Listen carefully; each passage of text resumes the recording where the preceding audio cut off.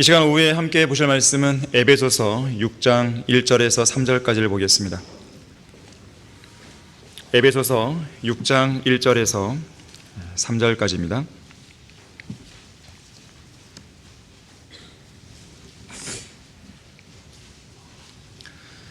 자녀들아, 주 안에서 너희 부모에게 순종하라.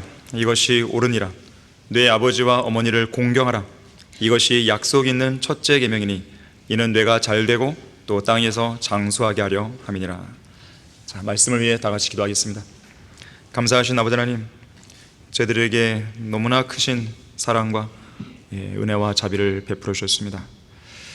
이 아름다운 예배를 드릴 수 있는 이 특권, 또 우리가 기도하고 찬양하고 또 감사하고 또 연주하고 주님을 높여드릴 수 있는 이 모든 고귀한 특권, 이것은 세상 어디에서도 얻을 수 없는 것입니다. 주님께서 성경대로 믿는 그리스도인들에게 주신 아름다운 기회인 것입니다. 우리로 하여금 그러한 기회를 향유할 수 있도록 도와주시고, 무엇보다도 바른 성경인 한글 킹제임스 성경을 통해서 또 이 성경 안에 펼쳐진 놀라운 그 풍성한 말씀을 통해서 우리가 마음껏 그 말씀을 즐기고 또 누리고 또 마음껏 먹고 또 성장할 수 있는 모든 계기도 마련해 주셨습니다. 우리가 그러한 사랑과 은혜와 자비를 받은 사람들로서 항상 성경대로 믿는 그리스도인으로서의 정체성을 잃지 않게 해주시고 늘 주님께 감사와 찬양으로 다가설 수 있도록 도와주십시오. 오직 주님만을 신뢰하는 그 믿음으로 주님을 기쁘시게 될 수 있도록 인도해 주십시오. 이 시간 주님께서 강력하게 역사해 주셔서 오전에도 그랬듯이 이 오후에도 우리가 반드시 깨달아야 될, 또 우리가 알아야 될 말씀들을 일깨워 주셔서 주님 안에서 잘 성장해 나갈 수 있도록 도와주십시오. 강성한 그리스도인 될 수 있도록 도와주십시오. 주 예수 그리스도 이름으로 기도했습니다. 아멘. 약속 있는 첫째 계명, 본문에 있는 대로 약속 있는 첫째 계명이라는 제목으로 설교하겠습니다. 이런 시 하나가 있습니다. 제목은 부모님에 대한 오해. 우리 어머니는 엄마가 보고 싶지 않은 줄 알았습니다. 어머니는 친구가 한 사람도 없는 줄 알았습니다. 어머니는 몸이 절대 아프지 않는 어떤 특별한 몸인 줄 알았습니다. 어머니는 어렸을 때부터 아무 꿈도 품은 적이 없는 줄 알았습니다. 어머니는 새벽에 일찍 일어나고 늦게 잠드는 것을 좋아하시는 줄 알았습니다. 어머니는 특별히 좋아하시는 음식이 없는 줄 알았습니다. 어머니는 짧은 파마 머리만 좋아하시는 줄 알았습니다. 어머니는 얼굴이 고와지고 몸매가 날씬해지는 것에는 전혀 관심이 없으신 줄 알았습니다. 어머니는 우리가 전화를 길게 하는 것을 좋아하시지 않는 줄 알았습니다. 어머니는 언제까지나 우리 곁에 계실 줄 알았습니다. 우리 아버지는 단 하루라도 쉬는 것을 좋아하지 않는 줄 알았습니다. 아버지는 웃는 걸 모르시는 줄 알았습니다. 아버지는 딸이 시집가는 것을 보고 마냥 기뻐만 하시는 줄 알았습니다. 아버지는 배가 불러서 비싼 음식 앞에서는 빨리 일어나시는 줄 알았습니다. 아버지는 양복 입고 넥타이 매는 것을 싫어하시는 줄 알았습니다. 아버지의 안주머니에는 늘 돈이 넉넉히 들어있는 줄 알았습니다. 아버지는 좋아하시는 운동도 취미도 없는 줄 알았습니다. 아버지는 우리가 하는 말을 귀담아 듣지 않으시는 줄 알았습니다. 아버지는 아무리 깊고 험한 길을 걸어가도 조금도 두려워하시지 않는 줄 알았습니다. 아버지 눈에는 눈물이 한 방울도 없는 줄 알았습니다. 아버지는 우리가 객지로 떠나는 것을 좋아하시는 줄 알았습니다. 당신의 자식이었을 때는 미처 몰랐습니다. 당신이 그랬듯 나도 이제 당신처럼 내 자식의 부모가 되어보니 이제야 알겠습니다. 참으로 어리석게도 이제야 알아차린 당신의 가슴과 그 눈물을 저의 가슴에 담고 당신의 사랑이 무척 그리운 이 시간에 지금은 하늘나라에서 지켜보실 고마운 두 분께 외쳐봅니다. 사랑합니다. 내 어머니, 아버지. 성경에서 아버지 하나님께서는 부모를 거역하는 일을 죄로 규정하셨습니다. 바울은 영적인 아들 디모데에게 영적인 아버지의 자격으로 마지막 날들에 아주 어려운 때가 온다고 경고하면서 마지막 시대의 부정적인 특징 중 하나로 부모에게 불순종하는 일을 꼽았어요. 그래서 로마서 1장 마지막 부분에 열거된 23개의 죄의 목록 중에는 부모를 거역하는 죄가 포함되어 있습니다. 레위기 19장 3절에서는 너희 각 사람은 자기 어머니와 자기 아버지를 두려워하라고 말하고 있어요. 신명기 27장 16절에서는 자기 아비와 어미를 천히 여기는 자는 저주를 받으리라 할 것이요 모든 백성은 말하기를 아멘 할지니라고 경고하고 있습니다. 특히 오늘 본문에서는 주님 안에서 부모에게 순종하고 부모를 공경하는 것이 약속 있는 첫째 계명이라고 그랬어요. 부모를 공경하는 성도에게 어떤 약속이 주어지는 것인가? 자, 우리 다 같이 출애굽기 20장 12절을 보겠습니다. 자, 출애굽기 20장 12절을 보시게 되면, 지금 여기 출애굽기 20장 1절부터 17절까지에는 우리가 잘 아는 십계명이 나오죠. 유대인 랍비들의 주장에 따르면 모세의 율법 안에 613개의 계명이 들어있다고 그래요. 그리고 그 613개의 계명은 십계명으로 요약이 된다고 합니다. 이 십계명, 이 10개의 계명은 하나님께서 친히 그분의 손가락으로 직접 돌판에 기록하신 계명들입니다. 모세를 시켜서 쓰게 하신 것이 아니라 하나님이 직접 그분의 손가락으로 돌판에 새겨서 쓰신 다음 모세의 손을 통해서 그분의 백성들에게 전달해 준 거예요. 특별한 의미가 있겠죠? 바로 그 10개의 계명 중에서 약속이 주어지고 있는 계명은 5번째 계명이 유일합니다. 순서로 보면 5번째지만 약속 있는 계명으로 보게 되면 첫째 계명이고 유일한 계명이에요. 자, 어떤 약속인지 보십시오. 12절에서 너는 내 아비와 내 어미를 공경하라. 그리하면 주 너희 하나님께서 내게 준 땅 위에서 내 날들이 길 것이라. 자, 장수의 약속이 주어지고 있죠. 오래 살고 싶다면 여러분의 부모님을 공경하십시오. 자, 그럴 사람은 없겠지만 일찍 죽고 싶다면 부모님을 무시하면서 망나니처럼 살면 됩니다. 미국의 한 소년이 드넓은 바다를 정복할 꿈을 그리며 성장하고 있었습니다. 그는 평생 동안 거친 파도와 싸워 나가는 바닷사람으로 살겠다고, 뱃사람으로 살겠다고 결심했어요. 그러던 어느 날 이 소년은 큰 선박회사에 취직을 하게 됩니다. 그리고 자신의 꿈을 이루고자 먼 나라로 항해하기 위해 떠날 채비를 했어요. 배에 자신의 짐을 모든 실은 다음 마지막으로 어머니께 작별 인사를 드렸어요. 그때 어머니는 매우 슬픈 표정으로 눈물을 흘리면서 너를 떠나보내는 것이 너무나 괴롭구나 라고 말했어요. 평소에 효성심이 지극했던 이 소년은 어머니의 눈물을 보면서 바닷사람이 되겠다는 자신의 꿈이 어머니의 마음을 이토록 슬프게 했다는 사실에 무척 상심했어요. 그리고 그 순간 바다를 정복하기 위한 그 항해를 다 포기해버립니다. 그러자 어머니는 아들의 손을 꼭 잡으며 고맙다고 그랬어요.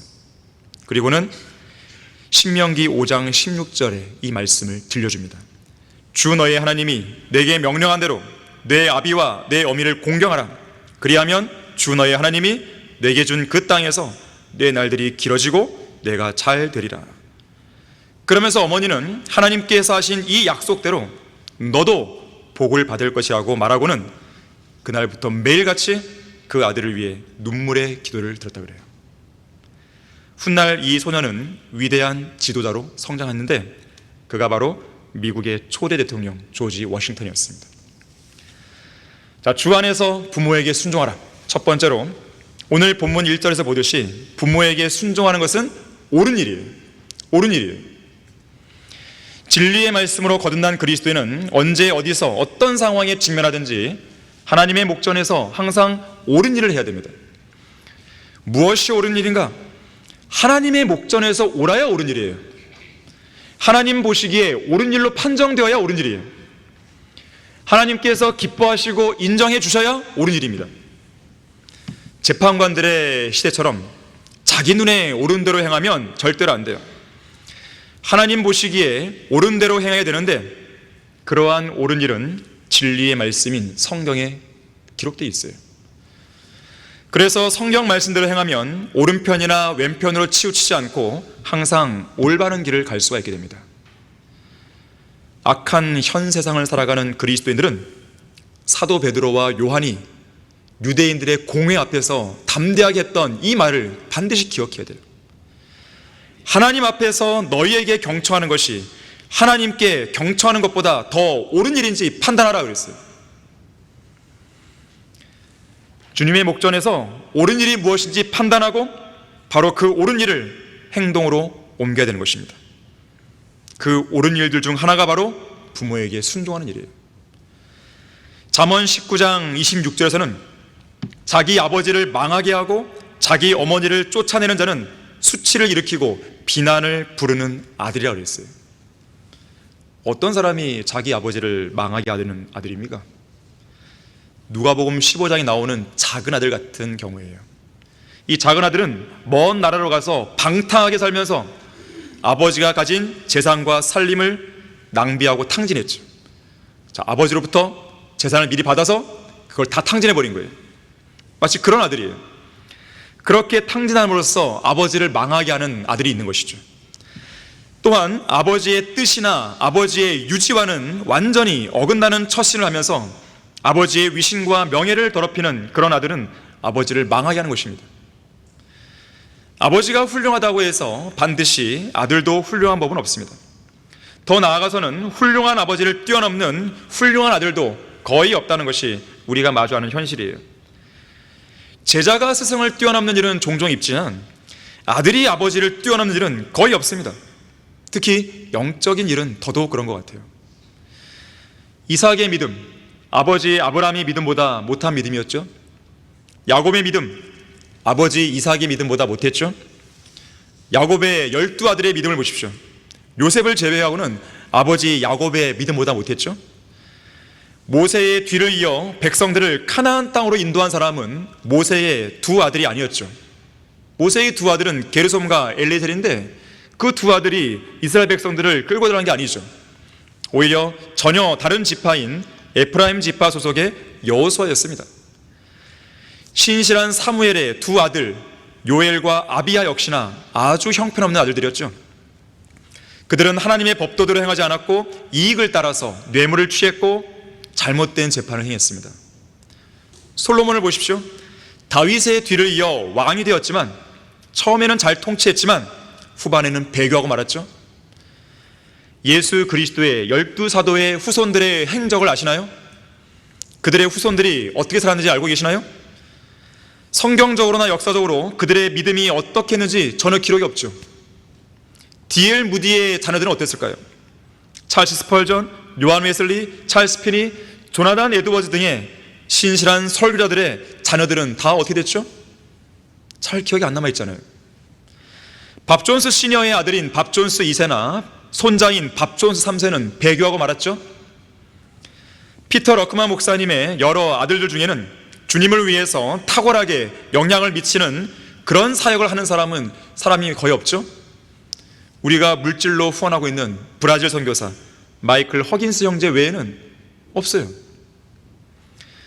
한편 어머니를 쫓아내는 아들은 실제로 어머니를 집에서 쫓아내거나 아니면 최소한 자신의 죄와 불의로 인해서 어머니와의 의사소통을 단절한 아들을 가리키는 거예요.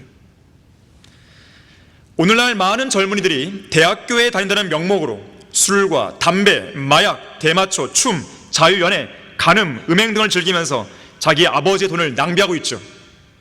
그런 다음 자기가 사는 집으로 어머니를 모시고 와서는 노쇠한 어머니를 돌보기는커녕 내버려 둡니다.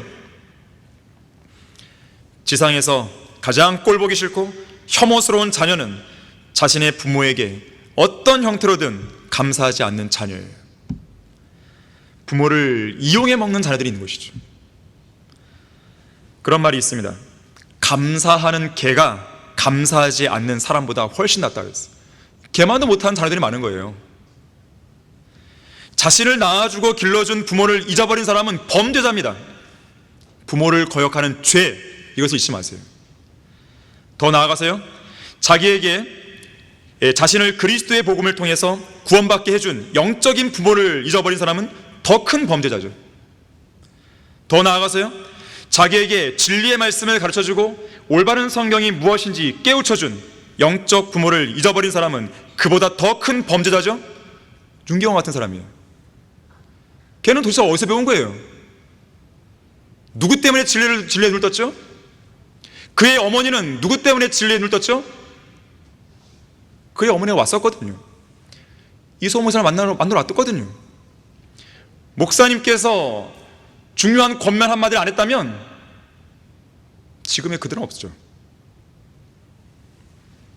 더 나아가서는요, 자신을 구속하신 예수 그리스도와 아버지 하나님을 잊어버린 사람은 가장 큰 범죄자죠. 디모데후서 3장 2절에 의하면 자기를 사랑하는 사람은 돈을 사랑하게 됩니다. 부모에게 불순종하고 감사하지 않게 돼요. 오늘날 부모를 구박하고 심지어 때리고 집에서 내쫓는 이 모든 죄의 뿌리는 자기 사랑이 있어요. 잠언 1장 8절에서는요, 내 아들아, 내 아버지의 훈계를 듣고 내 어머니의 법을 버리지 말라 그랬어요. 부모에게 불순종하는 것은 하나님께 불순종하는 것과 같아서요, 이 구약의 율법에 보게 되면 이 부모를 거역한 사람 있잖아요, 그들에 대한 형벌이요, 마치 하나님을 모독한 자에게 주는 형벌과 비슷합니다. 아니, 똑같아요.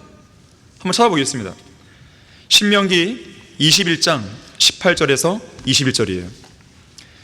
하나님을 모독하는 사람들은 돌로 맞아 죽거든요. 부모를 거역하냐도 마찬가지입니다.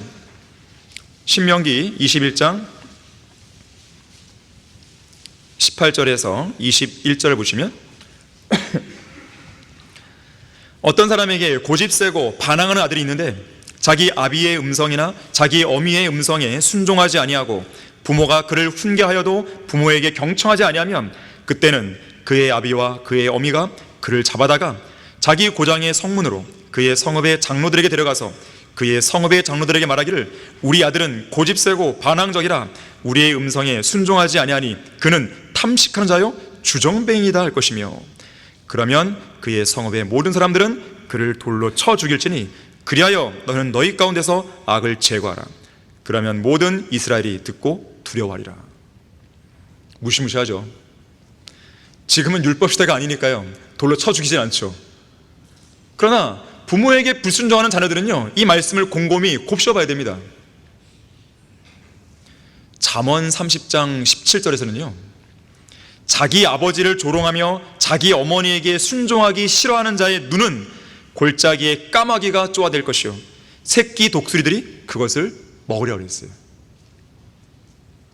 자, 이렇듯 자녀들이 위에 있는 권위에 순종하지 않는 것, 곧 부모의 권위에 순종하지 않는 것은 하나님의 권위에 순종하지 않는 것과 같은 거예요. 하나님께서 세우신 질서를 무너뜨린 것이죠. 하나님이 세우신 권위에 역행하는 것이죠. 하나님의 명령에 불순종하는 것이죠. 부모에게 순종하라고 그랬잖아요. 하나님의 명령이잖아요.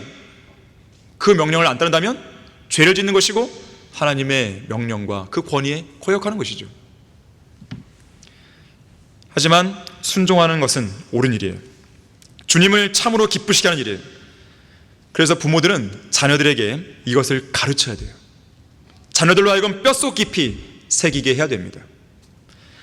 주 안에서 부모에게 순종하라. 두 번째로요, 본문 2절과 3절에서 아버지와 어머니를 공경하면 장수하긴다 그래요. 장수. 성경에서 말씀하는 장수는 병 없이 건강한 삶을 사는 겁니다. 병 없이 건강한 삶을 살면서 오래 사는 게 장수예요. 이병 저병 별의별 질병을 다 앓으면서 그것을 약이나 의술로 억눌러가며 그럭저럭 간신히 목숨을 이어가는 그런 의미에서의 수명 연장을 의미하는 게 아닙니다. 성경에는 장수를 위한 5가지 조건이 나와요. 오래 살고 싶은 분들은 이제부터 제가 하는 말을 주의 있게 들으시고, 일찍 죽고 싶은 분들은 대충 들으세요. 첫 번째, 죄를 짓지 말고 선을 행해야 돼요. 죄를 짓지 말고 선을 행해야 됩니다. 베드로전서 3장 10절 11절에서는 생명을 사랑하고 좋은 날들을 볼 사람은 자기 혀를 악으로부터 지키며 자기 입술로 어떠한 교활도 말하지 않게 하라. 악에서 떠나 선을 행하고 화평을 구하여 그것을 추구하라 그랬어요. 생명을 사랑하고 좋은 날들을 본 사람은 그렇게 하라는 거예요. 이건 당연한 것인데요, 죄의 삭은 뭐예요? 사망이잖아요. 로마서 8장 13절에서도 육신을 따라가면 죽을 것이나 성령을 통하여 몸의 행실을 죽이면 사는 것이죠. 자, 두 번째, 주님을 두려워하십시오. 주님을 두려워하십시오. 잠언 10장 27절에서 주를 두려워하면 장수하려니와, 자, 주를 두려워하면 장수하려니와 악인의 연수는 짧아지리라 그랬어요. 하나님을 두려워함으로 더러운 죄들로부터 성별하며 사는 사람은 오래 삽니다. 하나님을 두려워하지 않아서 더러운 죄들 가운데 마음껏 뒹굴었던 사람은 일찍 죽습니다. 1년 뒤든 3년 뒤든 5년 뒤든 10년 뒤든 주님께서 그 기간 안에 오신다고 했을 때 과연 이 자리에 앉아있는 성도들 중에서 그 기간 안에 죽지 않고 여전히 살아있는 상태에서 주님을 맞이할 사람이 누군지 아십니까? 지금 제가 답을 말했어요. 하나님을 두려워하는 성도예요. 하나님을 두려워하지 않는 성도는 지금 당장 죽을 수 있어요. 지금 안 죽으면 내일 죽을 수 있습니다. 내일이 아니라면 모레 죽음의 그림자가 그 성도에게 엄습할 수 있어요. 하나님을 두려워하지 않으면 그렇게 되는 겁니다. 하지만 하나님을 두려워하면 전능하신 하나님의 능력 안에서 보호를 받아요. 세 번째, 탐욕을 버려야 돼요. 탐욕. 잠언 28장 16절에서는 명철이 부족한 통치자는 또한 지독한 압제자이나 탐욕을 싫어하는 자는 장수하나 그랬어요. 탐욕을 싫어해야 돼요. 그러니까 자신이 살아가는데 필요한 것 이상으로 무언가를 갖고 싶어 하면서 탐욕을 부리는 사람은 오래 못 산다는 거예요. 네 번째, 지혜를 얻어야 돼요. 지혜가 필요합니다. 이 잠언 3장 16절에서는 지혜의 오른손에는 장수가 있고 그 왼손에는 부귀와 명예가 있다 그랬어요. 지혜는 오른손과 왼손 두 개의 손을 갖고 있는 거예요. 지금 지혜가 인격화된 것이죠. 자, 한 손에는 장수가 있고 다른 한 손에는 부귀와 명예가 있다는 것이죠. 자, 마지막 다섯 번째가 바로 오늘 본문에 나오듯이 부모님을 공경하는 거예요. 효도는 장수의 비결 가운데 하나입니다. 그래서 어떤 사람은 이 부모님을 공경하는 일을 이렇게 표현했어요. 평생 종신보험이다 그랬어요. 자, 앞서 언급했지만 이 다섯 번째 계명, 이것만이 복과 장수의 약속으로 이어져 가는 것이죠. 자, 그러면 어떻게 하는 게 부모를 공경하는 걸까요? 우선 부모님을 존경하셔야 돼요. 부모님을 존경하는 데는 어떤 조건이 없습니다. 부모님이 돈을 잘 버니까 존경한다, 그런 거 없어요. 부모님이 좋은 대학을 나왔으니까 존경해라, 그런 거 없습니다. 부모님이 나를 위해서 뭔가를 많이 해줬으니까 존경한다, 그런 거 없어요. 어떤 조건도 따지지 말고 부모님을 존경하는 거예요. 집안에서 부모님을 도와드릴 일이 없는지 찾아야 됩니다. 부모님을 존경한다면 마땅히 부모님을 도와드려야 되는 것이에요. 두 번째로는요, 부모를 공경한다는 것은 부모님의 말씀에 순종하는 거예요. 부모님의 말씀을 거역하면 안 되는 것이죠. 부모님의 말씀을 무시해서는 안 되는 것이죠. 부모님의 말씀에 귀를 기울여야 돼요. 잠언 23장 22절에서 너를 낳은 내 아버지에게 경청하고, 경청이 뭐예요? 귀 기울여 듣는 거예요. 내 어머니가 늙어도 경히 여기지 말라 그랬어요. 세 번째로는요, 부모님의 훈계와 징계를 기꺼이 받아들이는 거예요. 체벌은 올바른 훈육 방법 중에 하나입니다.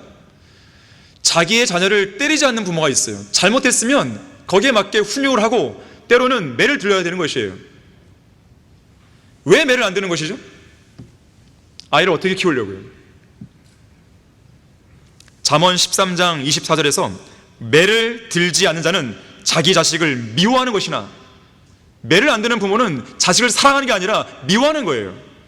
자식을 사랑하는 자는 알맞은 때에 징계하느니라. 아무 때나 막 매를 드는 게 아니란 말이에요. 아무 때나 애를 괴롭히면서 가혹행위를 하는 게 아니죠. 알맞은 때에 딱 징계를 하는 거예요. 부모님이 그래서 부모님이 훈계할 때는 겸손한 마음으로 귀담아 들어야 돼요. 마치 자기가 잘난 것처럼 떠들어대고 자기 방어를 하고 그렇게 해서는 안 되는 것이죠. 부모님의 권위에 순종하는 자녀가 되어야 됩니다. 네 번째로, 부모를 공경한다는 것은 문자 그대로 늙으신 부모를 부양하는 거예요. 그런데 성경에서 부모를 사랑하라는 명령이 자녀들에게 주어진 적이 없다는 거 알고 계십니까? 남편들에게는 아내를 사랑하라고 명령하고 있고, 나이 많은 여자들에게는 젊은 여자들을 가르쳐서 자녀들을 사랑하게 하라는 명령이 있어요. 하지만 자녀들에게는 부모를 사랑하라는 명령을 하지 않습니다. 왜냐하면 당연한 일이기 때문에 그래요. 마땅한 일이기 때문에 그렇습니다. 이 마지막 날들에 나타나는 타락한 현상들 가운데 하나가 무정함이에요. 무정함. 자녀들이 아버지와 어머니를 무정하게 대하는 거죠. 이 자녀들이 그렇게 대하는 것인데, 물론 물리적으로나 의학적으로 부모를 보살피지 못하는 경우가 생길 수 있습니다. 하지만 노망이 들고 골치 아프게 한다고 해서 무조건 부모를 요양원에 내버려둬도 된다는 뜻은 아니에요. 우리가 스스로를 돌보지 못했던 그 시절에 부모는 우리를 내버리지 않았죠. 지극정성으로 돌봤죠. 그렇다면 우리 역시나 우리의 노쇠한 부모를 돌봐야 하는 게 당연한 거예요. 언젠가 한 신문에 나이 드신 어머니를 판매한다는 광고가 실렸어요. 그날 저녁 한 부부가 이 광고를 보고요, 이 광고에 적힌 주소를 보고 그 집을 찾아갑니다. 찾아갔는데 집이 좀 허름할 줄 알았는데요, 집의 규모가 상상외로 아주 화려하고 웅장한 대저택이었어요. 아니, 왜 이런 데서 나이 드신 어머니를 판매하지? 의아했습니다. 어쨌든 초인종을 딱 눌렀어요. 한 백발의 노파가 그들을 마중 나왔습니다. 남자가 그 노파에게 물었습니다. 안녕하십니까? 광고 내용을 보고 왔습니다만 이 집에서 팔겠다고 한 나이 드신 어머니가 어떤 분이시죠? 바로 접니다. 이 말에 부부는 매우 당황했어요. 왜냐하면 이 노파는 아무런 부족한 것이 없이 사는 그런 사람처럼 보였거든요. 누군가에게 팔릴 이유가 없는 것이죠. 그때 이 노파가 이렇게 반문했어요. 그런데 궁금하군요. 남들은 현재 있는 부모도 잘 안 모시러 가는 그런 세상에서 당신들은 무슨 생각으로 늙은 어머니를 사려고 왔습니까? 그게 말입니다, 저나 제 아내나 모두 어렸을 때 부모를 잃었습니다. 그래서 저희는 부모님을 모시고 행복하게 사는 사람들을 볼 때마다 늘 부러워했지요. 그러던 중 마침 신문에 광고가 난 것을 보고 이렇게 찾아봤습니다. 이 말에 노파는 빙그레 웃으며 이렇게 말합니다. 그렇다면 서로가 뜻이 맞았으니 이것으로 거래가 성사되었거든요. 그러면 나는 이제부터 당신들의 어머니로서 말을 놓겠습니다. 가만히 행색을 보니 아무래도 너희들이 나를 데려가는 것보다는 너희 가족이 이 집으로 와서 함께 사는 것이 좋겠다. 이 말에 깜짝 놀란 부부는 그게 무슨 말씀이세요? 라고 물었어요. 너희 부부의 차림새를 보니 살림살이가 넉넉하지 않은 것 같은데 너희들이 어떻게 나를 모시고 살겠느냐? 그러니 너희가 이 큰 집으로 들어와서 함께 살자꾸나. 남자가 물어요. 그러면 왜 스스로 돈을 받고 자신을 팔겠다고 광고를 한 것인 겁니까? 생각해보렴. 만일 내가 나를 판다고 안 하고 나의 양자를 구한다고 했다면 사람들이 구름대처럼 몰려들었겠지. 모두들 돈 냄새를 맡고 왔을 거야. 하지만 너희는 없는 살림에도 나를 사러 왔으니 진정으로 내 아들, 딸이 될 자격이 있구나. 지금부터 이 집과 재산은 나와 너희 바로 우리 것이다. 나는 너희 가족과 한 식구가 되어 남은 여생을 행복하게 보내고 싶구나. 자, 오늘 본문은 내 아버지와 어머니를 공경하라, 이것이 약속 있는 첫째 계명이니 이는 내가 잘되고 또 땅에서 장수하게 하람이라고 말씀하고 있어요. 주 안에서 부모에게 순종하라. 자, 세 번째로 부모에게 순종하는 일은 하나님을 참으로 기쁘시게 하는 일이라고 했어요. 참으로 기쁘시게 하는 일이에요. 우리 다 같이 골로새서 3장 20절 보겠습니다. 골로새서 3장 20절 보게 되면, 자녀들아 모든 일입니다. 부모에게 순종하라. 이것이 주를 참으로 기쁘시게 하는 것이라고 했어요. 그냥 기쁘게 하는 정도가 아니에요. 참으로 기쁘시게 해요. 참으로. 디모데전서 5장 4절에서도요, 만일 어떤 과부에게 자녀나 자손들이 있거든 그들로 먼저 집에서 효도를 행하여 자기 부모에게 보답하는 것을 배우게 하라. 이것이 하나님 앞에 선하고 기뻐하실 만한 것이라 그랬어요. 그리스도인은 어떤 사람들이에요? 하나님을 기쁘시게 하는 사람들이잖아요. 기쁘시게 하고 싶다면, 그것도 참으로 그렇게 하고 싶다면, 참으로 하나님을 기쁘게 하고 싶다면 효도하는 것이에요. 여러분이 예수 그리스도의 피로 구속받은 그리스도인이라면 항상 이 한 가지만 생각해야 돼요. 이 한 가지. 하나님이 기뻐하시는 게 무엇인가? 하나님이 원하시는 게 무엇인가? 여러분이 원하는 걸 하려고 하지 마세요. 여러분이 하고 싶은 거 하려고 하지 마세요. 여러분이 기뻐하는 것으로, 여러분이 원하는 것으로 하나님을 섬기려고 하지 마세요. 사울 왕은 그렇게 했다가 버림받았어요. 여러분이 원하는 것으로 하나님을 기쁘시게 하려고 하는 것은 그거는 여러분 욕심이에요. 여러분이 기뻐하는 것을 해놓고 주님 앞에 또 사람들 앞에 생색내려고 하면 안 됩니다. 그것은 자기 자신을 드러내고 싶은 자기 과시예요. 하나님께서 뭘 기뻐하실까? 하나님께서 뭘 원하실까? 여기에 여러분들의 모든 마음과 생각을 집중해야 됩니다. 성경은 모든 일에 부모에게 순종하는 것이 주를 참으로 기쁘시게 하는 거라고 했어요. 자녀들은 모든 일에 있어서 부모에게 순종해야 돼요. 자, 모든 일이란 하나님의 말씀에 반대되지 않는 모든 일이에요. 부모님이 구원을 받았든지 받지 않았든지, 성경대로 믿는 사람들이든지 그렇지 않든지 관계없이 자녀들은 모든 일에 부모에게 순종해야 됩니다. 하나님의 말씀에 분명하게 위배되는 것을 명령하지 않는 한 모든 일에 순종해야 되는 거예요. 이 벨푸어 선언으로 유명한 영국의 정치인 아서 벨푸어는 이렇게 말했습니다. 그대의 원수에게는 용서를 행하고 그대의 적대자에게는 관용을 베풀며 그대의 친구에게는 자신의 마음을, 그대의 아들에게는 모범을, 그리고 그대의 아버지에게는 효도를, 그대의 어머니에게는 어머니가 그대를 자랑할 일을 행하라 그랬어요. 그것이 가장 좋은 선물이라고 그랬어요. 윌리엄 펜이라는 사람은 이렇게 말했습니다. 하나님 다음으로 귀한 분은 당신의 부모다. 토마스 드윗 탈마지 설교자는요, 모성애의 위엄, 숭고함, 상냥함, 영원함과 거룩한 의미를 무엇으로 표현하랴?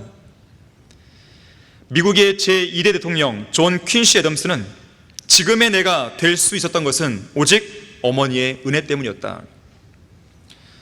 이 스페인에는 이런 속담이 있습니다. 어머니가 지니는 한 온스의 가치는 목사가 지니는 한 파운드의 가치와 같다 그랬어요. 이 한 파운드, 1파운드는요, 이 1온스의 20배예요. 그러니까 어머니 1온스가 지니는 그 가치가 한 목사가 가지는 1파운드의 가치만 되는 것이죠. 그만큼 어머니의 가치가 크다는 것이죠. 일본에는요, 부모에 대한 효도와 불조심은 반드시 미리 해야 한다고 했어요. 불조심을 미리 하듯이 부모에 관한 효도도 미리 하라는 거예요. 꼭 죽어서 부모님이 돌아가신 다음에 후회하는 사람들이 대성통곡하죠. 잠언 10장 1절에서는요, 현명한 아들은 아버지를 기쁘게 하나 어리석은 아들은 그의 어머니의 근심이라고 했습니다. 15장 20절에서도 현명한 아들은 아버지를 기쁘게 하나 어리석은 자는 자기 어머니를 멸시한다고 했어요. 또 잠언 23장 24절 25절도 의로운 자의 아버지는 크게 즐거워할 것이요 현명한 아이를 낳는 자도 그로 인하여 기뻐하리라. 내 아버지와 내 어머니가 기뻐할 것이요 너를 낳은 여인이 즐거워하리라 그랬어요. 효도를 하게 되면 부모님이 기뻐하는 것은 당연하죠. 더 나아가서는 하나님을 참으로 기쁘시게 하는 거예요. 어떤 사람이 부모에게 효도하고 싶다면 다음 10가지를 행하라고 했어요. 10가지를. 첫 번째, 부모님과 가능한 한 많은 대화를 나누라. 부모는 자식과 대화하는 시간을 가장 즐거워하신다 그랬어요. 두 번째, 부모님께 일감을 드리라 그랬어요. 효도란 부모님을 방구석에 가만히 모셔만 놓는 것이 아니다 그랬어요. 뭔가 일을 하시면서 건강을 유지하게 하라는 것이죠. 세 번째, 부모님도 취미를 가지시도록 도와드리라. 특히 가정에서 취미 활동을 하시도록 협조해 드리라 그랬어요. 네 번째, 여행의 기회를 드려야 했어요. 여행의 기회. 나이 드신 분들은 새로운 분위기와 경험을 즐기셔야 돼요. 다섯 번째, 부모님을 이해하려고 노력하라 그랬어요.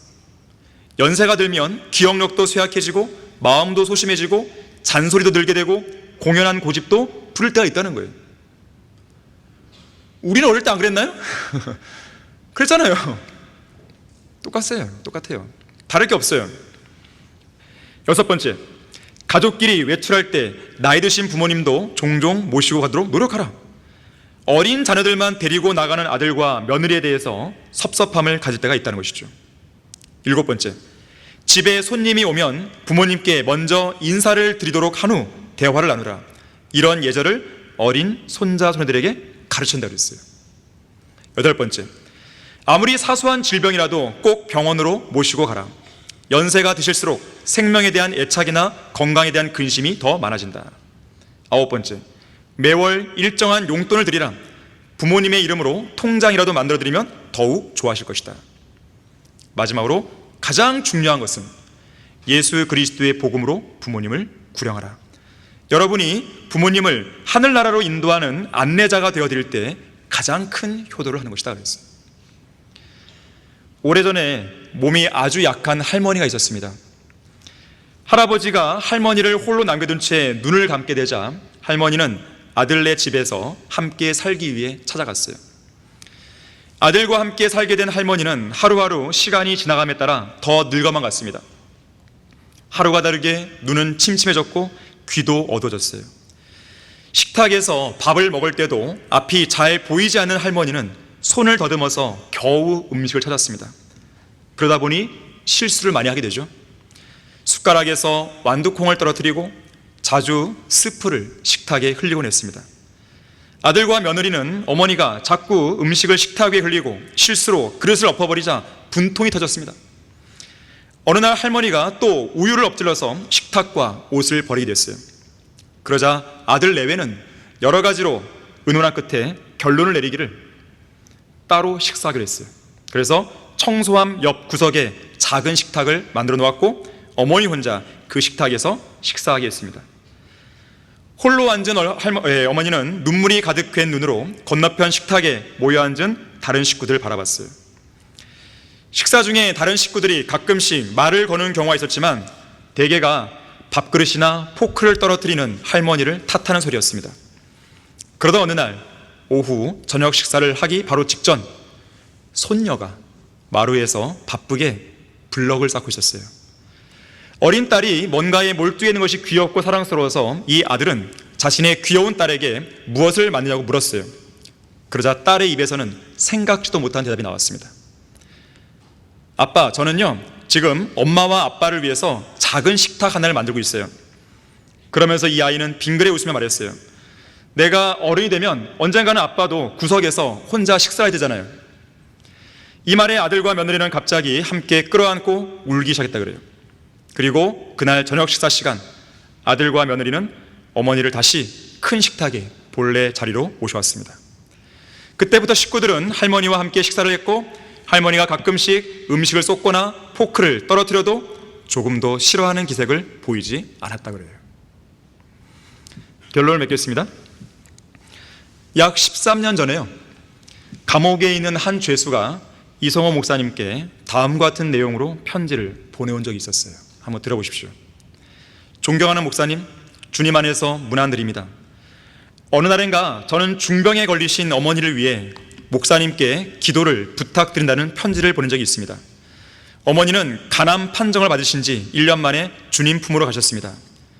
하지만 저는 통곡하지 않았습니다. 하늘나라로 가셨기에 슬픔과 기쁨이 함께했습니다. 지난해 11월 어머니께서 간암 판정을 받으신 후로 저는 못다한 효를 다하기 위해서 어머니의 구원을 위해 기도하고 또 기도했습니다. 참고로 어머니는 천주교 신자의 기복신앙을 가졌고 저의 누이는 천주교 신자였다가 집안일이 잘 안 풀리자 불교로 개종했습니다. 어쨌든 그렇게 간절히 기도하던 중에 변화가 일어나기 시작했습니다. 자신의 종교를 폄훼하지 말라는 어머니와 누이가 복음을 받아들이기 시작한 것입니다. 주님께서 그들을 사랑하셨음을 알게 되었습니다. 저는 어머니와 누이에게 여러 차례의 장문의 편지를 보냈습니다. 그리고 제가 깨달은 진리들도 보냈습니다. 하지만 이해하지 못하는 어머니와 누이였기에 얼마 전 알게 된 청주성경침례교회의 신영렬 목사님께 편지를 드렸습니다. 제 편지를 받으신 신영렬 목사님은 지체 없이 곧바로 제 누이 집을 방문해서 어머니와 누이를 구령하셨습니다. 또한 혼수 상태로 입원했다가 깨어나신 어머니를 문병 가셨을 때는 저의 매부까지도 구령했다고 합니다. 목사님, 하나님은 이렇게 순차적으로 저희 가족을 구원해 주시고 우리 이웃을 구원하도록 인도해 주셨습니다. 세상 사람들은 무엇이 효도인지 모릅니다. 그러나 우리 성경대로 믿는 그리스도인들은 부모님의 혼을 구령하는 것이 진정한 효도라는 것을 알고 있습니다. 세상 사람들은 무엇이 가족 사랑인지 모릅니다. 세상 사람들은 무엇이 이웃 사랑인지 모릅니다. 그러나 저는 압니다. 목사님을 통해서 주님이 알려주셨습니다. 사랑은 구령이라고 말입니다. 목사님, 진작 편지 드리려 했는데 어머니께서 소천하신 지 44일 만에 문안드림을 용서하십시오. 세상 사람들은 사형수나 무기수는 인생이 끝났다고 단정짓습니다. 하지만 감옥에 있는 저의 인생은 이제야 참다운 인생을 살고 있습니다. 주님께 부끄럽지 않은 그런 인생으로 나아가도록 기도해 주시고 지원하여 주심에 감사드립니다. 어머니를 잃고 슬픔 속에서 통곡해야 할 제게 진리를 나누어 주심으로 슬픔을 잊고 소망을 갖고 살아가도록 인도하여 주심에 주님 안에서 깊은 감사의 말씀을 드립니다. 항상 기도를 통해서 목사님의 사역에 동참하고 있습니다. 힘을 내십시오. 주님께서 큰 힘을 주실 줄 확신합니다. 우리 주 예수 그리스도의 은혜가 언제나 함께 하시길 기도합니다. 2010년 12월 12일 담 안에서 가장 큰 죄인 올림그랬어요. 세상의 신학자들보다 훨씬 낫죠. 훨씬 낫죠. 여러분의 부모님은 구원받았습니까? 여러분의 부모님은 지금이라도 당장 휴가될 준비가 되어 있습니까? 여러분의 부모님은 소망 가운데 살고 있습니까? 내일이 어버이날이죠. 만일 부모님이 하늘나라로 들어갈 준비가 되어 있지 않다면 오늘과 내일 전화라도 한 통 드려서 복음을 전파하십시오. 믿음과 소망이 흔들리는 부모님이 있다면 진리의 말씀으로 믿음과 소망을 굳게 세워주고 하나님이 주시는 평안으로 부모님의 마음을 위로해 드리십시오. 부모님의 마음을 기쁘시게 해드리십시오. 자, 그렇게 하는 것이 가장 큰 효도라는 것을 잊지 말길 바랍니다. 자, 기도하겠습니다. 감사하신 아버지 하나님, 오늘 어버이 주일 또 어린이 주일을 맞이해서 아름다운 이 예배를 2번이나 드리기 위해서 감사드립니다. 오늘 우리에게 주어진 메시지는 너무나 분명한 메시지입니다. 혼란스러울 것도 없습니다. 주님의 말씀은 단순한 진리이며 우리에게 단순한 방식으로 주시고 계시는 것입니다. 혼란스러울 것도 어려울 것도 없는 것입니다. 우리가 배운 그대로, 우리가 들은 그대로, 우리 마음속에 새긴 그대로 실천에 옮길 수 있도록 저희들을 도와주십시오. 주 예수 그리스도 이름으로 기도했습니다. 아멘.